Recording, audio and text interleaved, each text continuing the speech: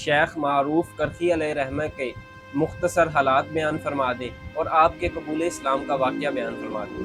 تصوف کی آج اس برگزیدہ ہستی کے بارے میں ہدیہ تبلیغ پیش کرنا ہے جسے مقام محبوبیت حاصل تھی، مقام ناز کی وہ ہستی جسے اللہ تبارک و تعالیٰ نے اپنے خاص بندوں میں رکھا ہے۔ آپ کا تعلق کس سلسلہ تصوف کے ساتھ تھا؟ یوں سمجھیے ابتدا میں جو امام حسن بصری سے ایک تسلسل چلا آ رہا ہے اسی سے ہی آپ کا تعلق ہے۔ آپ کی تعلیمات سے محبت الہی اور خدمت خلق کا کیا خاص سبق ملتا ہے؟ کیونکہ ہر صوفی نے خدمت خلق کا درس دیا ہے۔ تصوف کی تعریف ہی صوفیہ نے یہ کی ہے کہ اللہ کی بے ریا عبادت اور انسانیت کی بے لوث خدمت کرنا۔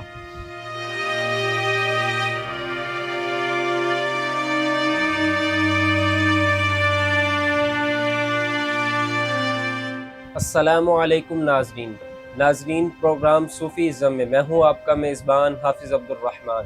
ناظرین، جیسا کہ آپ کو معلوم ہے کہ ہم حقیقی صوفیاء کی حقیقی تعلیمات آپ تک پہنچانے کی کوشش کر رہے ہیں۔ دعا ہے کہ اللہ رب العزت ہمیں اس مقصد میں کامیابی عطا فرمائے۔ ناظرین، آج ہم جس عظیم صوفی کا تذکرہ کرنے جا رہے ہیں انہوں نے اپنی ساری زندگی اللہ اور اس کے رسول کی فرما برداری میں گزار دی اور اللہ اور اس کے رسول کے حکم کے تحت ساری زندگی انسانیت سے محبت کی، ساری زندگی انسانیت کی خدمت کی اور وہ گمراہ لوگوں کو اللہ کی بارگاہ میں لانے کا وسیلہ بنے۔ آج ہم تذکرہ کرنے جا رہے ہیں حضرت شیخ معروف کرخی رحمۃ اللہ علیہ کا۔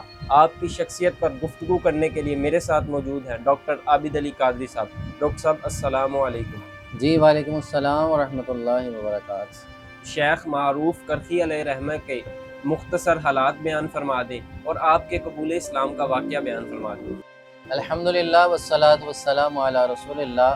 تصوف کی آج اس برگزیدہ ہستی کے بارے میں ہدیہ تبلیغ پیش کرنا ہے جسے مقام محبوبیت حاصل تھی، مقام ناز کی وہ ہستی جسے اللہ تبارک و تعالیٰ نے اپنے خاص بندوں میں رکھا ہے۔ عباد الرحمن کے ان صفوف میں ہمیں نظر آتے ہیں جیسے ایک چمن کے اندر ایک گل رانا ہمیں نظر آتا ہے۔ یوں سمجھیے حضرت معروف کرخی علیہ رحمہ 120 ہجری میں دنیا میں تشریف لاتے ہیں۔ حضرت امام علی رضا رضی اللہ تعالیٰ عنہ آپ کی بارگاہ میں آپ کی نگاہ ناز سے یہ فقیر پیدا ہوتا ہے۔ آپ کی دعا سے اور آپ کی خاص توجہ آپ کو میسر رہی، آپ کی صحبت میں رہے۔ آپ کے والدین حضرت معروف کرخی علیہ رحمہ کے والدین نصرانی تھے، لیکن ابتدا میں ہی امام پاک کی نگاہ سے دل کی دنیا بدل جاتی ہے، کیفیات بدل جاتی ہیں، اسلام کی طرف آ جاتے ہیں۔ مکتب میں پڑھنے کے لیے بھیجا جاتا ہے تو استاد کہتا ہے کہ ثالث ثلاثہ، تو آپ کہتے ہیں نہیں، اللہ واحدہ لا شریک ہے۔ مار پڑتی ہے، نکل پڑتے ہیں، والدین ڈھونڈتے ہیں، واپس آتے ہیں اور ماں باپ آپ کی محبت، یوں سمجھیے آپ کی دعا کی برکت سے ماں باپ بھی مسلمان ہو جاتے ہیں اور اگلا پورا خانوادہ مسلمان ہوتا ہے، اگلی نسل مسلمان ہوتی ہے۔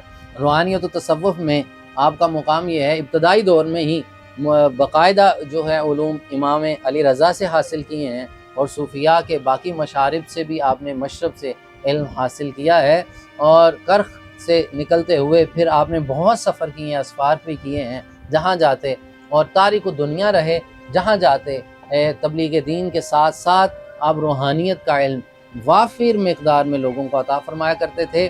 جس طرح آپ نے وہ روحانیت لی ہے نا، اسی طرح آپ نے اگلا فیض بھی دیا ہے۔ کلام کم کرتے تھے، بس نگاہ فرماتے تھے، دل کی دنیا بدل جایا کرتی تھی۔ کلام کم کرتے تھے، بس نگاہ سے ہی علوم جو ہے وہ منتقل کر دیا کرتے تھے۔ یہ آپ کا ایک خاص شان اور تعارف ہے۔ آپ کا تعلق کس سلسلہ تصوف کے ساتھ تھا؟ یوں سمجھیے ابتدا میں جو امام حسن بصری سے ایک تسلسل چلا آ رہا ہے اسی سے ہی آپ کا تعلق ہے۔ 4 مشارب بننے سے پہلے کیونکہ آپ کا تعلق تھا تو آپ نے ائمہ اہل بیت اور صوفیہ امام حسن بصری سے جو ایک تسلسل ہے، حبیب اجمی داؤد طائی، ادھر سے آپ نے فیض اکتساب فیض حاصل کیا ہے اور جبہ و دستار بھی ادھر سے، خلافت بھی ادھر سے ہی ملتی ہے، اور آپ نے سلسلے کو بہت فروغ دیا ہے۔ یوں سمجھیے آپ کے سلسلے کے فروغ کے لیے امام احمد بن حنبل جیسی ہستیاں، یحییٰ ابن معین جیسی ہستیاں جس کے ہاں اور نہ پہ پوری شخصیت کا فیصلہ ہوتا ہے، وہ آپ کی بارگاہ میں اکتساب علم کے لیے آتے ہیں۔ وہ کسی نے حضرت یحییٰ ابن معین سے کہا آپ فقیر کے پاس بیٹھتے ہو کیا ہے؟ حضرت امام احمد بن حنبل کی مجلس میں آپ کا تذکرہ ہوا تو آپ نے ادب سے تذکرہ کیا حضرت معروف کرخی علیہ رحمہ کا۔ کسی نے اعتراض کیا کہ ان کے پاس تو بڑا قلیل علم ہے، آپ تو صاحب علم ہیں۔ ہمارا نہیں، جو علم ان کے پاس ہے ہمارا علم اس سے پیچھے ہے، وہ ہمیں علم سے زیادہ علیم کا پتہ دیتے ہیں، وہ علم والے کو جانتے ہیں۔ تو اس طرح بڑے بڑے مشائخ بھی آپ کی بارگاہ میں آتے۔ ایک روز حضرت یحییٰ ابن معین کے ساتھ آپ کے رفقا آپ کی مجلس میں جا رہے تھے، تو لوگوں نے راستے میں اعتراض کیا کہ کچھ ادھر ماجرا نہ ہو جائے، آپ صاحب علم ہیں، آپ کا ایک مقام ہے، آپ کو ہر جگہ پروٹوکول نصیب ہوتا ہے، تو آپ کا پروٹوکول بنتا بھی ہے، لیکن ادھر گئے تو پھر ایسا نہ ہوا، کیونکہ وہ فقیر ہیں، وہ تارک الدنیا ہیں، کلام کم کرتے ہیں، اگر ایسا ماجرا ہو گیا تو کیا کریں گے؟ آپ فرماتے ہیں کہ نہیں، جس کو وہ دل کو جاننے والے ہیں، ہم جا رہے ہیں، ادب کریں گے تو ہمارے ساتھ کچھ اور ہی ماجرا ہوگا۔ مجلس میں پہنچے تو آپ نے کھڑے ہو کے استقبال کیا، ہمارے علماء آئے ہیں، پاس بٹھایا، اعلیٰ کھانا کھلایا، اور پھر علم کے راز کی باتیں عطا کی۔ آپ یوں سمجھیے علماء کی مجالس، یہ بڑا قابل غور نکتہ ہے۔ پہلے کے صوفیاء وہ صوفیاء ہوتے تھے جن کی مجالس میں علماء آیا کرتے تھے، آج تو سب نے دکانداریاں الگ الگ کر لی ہیں۔ اب صوفی کہتا ہے میرا مولوی سے تعلق نہیں، مولوی کہتا ہے میرا صوفی سے تعلق نہیں۔ حضور پیر صاحب دیوبند شریف رحمۃ اللہ تعالیٰ علیہ کا ایک بڑا معروف قول ہے، آپ فرمایا کرتے تھے جب علماء اپنے علم کے تزکیے کے لیے صوفیاء کے پاس جایا کرتے تھے، جب صوفیاء اپنے حال کے تزکیے کے لیے علماء سے رابطہ کیا کرتے تھے، تو دونوں مجمع البحرین رہتے تھے تو معاملہ ٹھیک تھا۔ جب دونوں نے اپنے راستے جدا کر لیے تو قوم و ملت کا بڑا نقصان ہوا۔ اہل علم صوفیاء کو نہیں مانتے، صوفی اہل علم کو نہیں مانتا۔ یہ تفریق کب پیدا ہوئی؟ جب نااہل لوگ دونوں منصب پہ آئے، ایک پہ نہیں، دونوں منصب پہ جب نااہل لوگ آئے تو پھر تفریق پیدا ہو گئی۔ جب اہل لوگ منصب پہ تھے، علماء صوفیاء کی قدر کیا کرتے تھے، صوفیاء علماء کے پاس چل کے جایا کرتے تھے، یہ تاریخ ہمیں ملتی ہے۔ تو حضرت معروف خرقی علیہ رحمہ کی بارگاہ میں کثیر علماء، میں ان ہستیوں کا نام لے رہا ہوں جن کے نام پہ پورے مشارب ہیں علم کے، فقہ کے، وہ ہستیاں حضرت معروف خرقی علیہ رحمہ کی بارگاہ میں چل کے جایا کرتے۔ ڈاکٹر صاحب یہ بتائیں کہ آپ نے بھی امام علی رضا رضی اللہ تعالیٰ عنہ کا تذکرہ کیا، تو شیخ معروف کرخی علیہ رحمہ کا آپ رضی اللہ تعالیٰ عنہ کے ساتھ کیا خاص تعلق تھا؟ امام پاک امام علی رضا رضی اللہ تعالیٰ عنہ، آپ سے آپ کی بچپن میں جو ملاقاتیں ہیں وہ بڑی خاص ہیں۔ آپ کی کم عمری تھی۔ امام پاک کے متعلق ہے کہ آپ بھی کم کلام فرمایا کرتے، لوگوں کے لیے دعا فرماتے، جب کسی پہ خاص پیار آتا تو امام پاک خاص نگاہ فرمایا کرتے۔ یہ آپ صلی اللہ علیہ وسلم کی سنت ہے کہ خاص نگاہ فرمائی جائے۔ تو وہ خاص نگاہ کیا ہوتی ہے؟ وہ بھی ایک دعا ہوتی ہے، وہ ایک تجلی ہوا کرتی ہے۔ جو تجلی جناب موسیٰ علیہ السلام کو نصیب ہوتی ہے وہ ایک تسلسل چلا آ رہا ہے، یہاں سے ایک روحانیت کا ایک باب چیپٹر جو ہے وہ کھلتا ہے۔ معراج کی شب جو تجلیات اللہ کے محبوب علیہ السلام لے کے آئے، صحابہ اکرام میں وہ جاری ہوئیں۔ اسی طرح اولیاء کاملین اپنے شیخ سے جو نگاہ سے علوم اور فیوز لیا کرتے ہیں وہ بھی اپنی نگاہ سے عطا کیا کرتے ہیں۔ اسی طرح امام پاک نے بچپن میں جو نگاہ فرما دی تھی وہ نور اور علم اور روحانیت کی منتقلی ہو چکی تھی۔ تو آپ سے بڑا ایک خاص شغف تھا۔ آپ کے قبول اسلام میں، حضرت معروف خرقی علیہ رحمہ کے قبول اسلام میں امام پاک امام علی رضا علیہ السلام کا ایک خاص کردار ہے اور مقام ہے۔ آپ ہی کی نگاہ سے آپ مسلمان ہوئے، آپ ہی کی دعا سے پھر آپ کے والدین اور پھر آپ کا خاندان مسلمان ہوتا ہے۔ تو بڑا ایک قرب کا خاص شغف تھا آپ کے ساتھ۔ ڈاکٹر صاحب یہ بتائیں کہ آپ کی تعلیمات سے محبت الہی اور خدمت خلق کا کیا خاص سبق ملتا ہے؟ آپ کے متعلق ملتا ہے کیونکہ ہر صوفی نے خدمت خلق کا درس دیا ہے۔ تصوف کی تعریف ہی صوفیہ نے یہ کی ہے کہ اللہ کی بے ریا عبادت اور انسانیت کی بے لوث خدمت کرنا۔ آپ کی خدمت خلق کا یہ عالم ہے۔ اللہ اکبر۔ وقت وصال ہے اور وصال سے پہلے نصیحت یہ فرما رہے ہیں کہ میرے جانے کے بعد میرا کرتا بھی اللہ کی راہ میں صدقہ کر دینا، کہ میں جس حال میں آیا ہوں اسی حال میں جانا چاہیے۔ میں کوئی مال و زر نہ لے کے جاؤں، میں ایسا تارک دنیا ہوں کہ اپنے رب کے نام پہ سب کچھ ترک کر دیا ہے۔ یہ مقام ترک کسی کو نصیب ہوتا ہے۔ سننے میں تو بڑا اچھا لگتا ہے لیکن اس پہ عمل بڑا مشکل ہے۔ صوفیاء میں جو تارک دنیا صوفیاء ہیں بہت کم ہیں، یہ بڑا مشکل مرحلہ ہے۔ اللہ کسی کو توفیق عطا فرماتا ہے۔ روحانیت و تصوف کے میدان میں تارک دنیا ہونا کٹھن مرحلہ ہے۔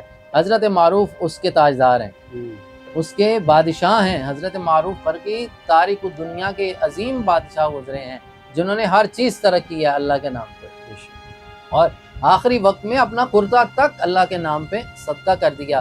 آپ کے وصال کے بعد آپ کے خلیفہ حضرت سری سختی رحمۃ اللہ تعالی نے آپ سے وہ خواب میں دیکھا اور پوچھا حضور کیا ماجرا بنا؟ فرمایا اللہ تبارک و تعالیٰ نے مجھے بخش دیا. فرمایا کون سا عمل جو اللہ کو پسند آیا؟